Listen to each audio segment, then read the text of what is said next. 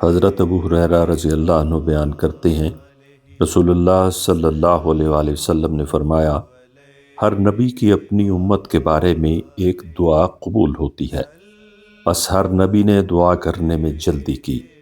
جبکہ میں نے اپنی دعا کو اپنی امت کی شفاعت کے لیے روز قیامت کے لیے چھپا رکھا ہے، اور وہ شفاعت انشاءاللہ ہر اس شخص کو پہنچے گی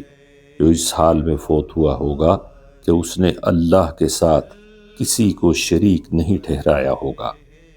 حضرت ابو ہریرہ رضی اللہ عنہ بیان کرتے ہیں، رسول اللہ صلی اللہ علیہ وآلہ وسلم نے فرمایا، جب تم میں سے کوئی دعا کرے تو یوں نہ کہے، اے اللہ اگر تو چاہے تو مجھے بخش دے، اگر تو چاہے تو مجھ پر رحم فرما، اگر تو چاہے تو مجھے رزق عطا فرما، بلکہ اسے چاہیے کہ وہ پورے عزم کے ساتھ دعا کرے، کیونکہ وہ جیسے چاہے کرتا ہے، اسے کوئی مجبور کرنے والا نہیں۔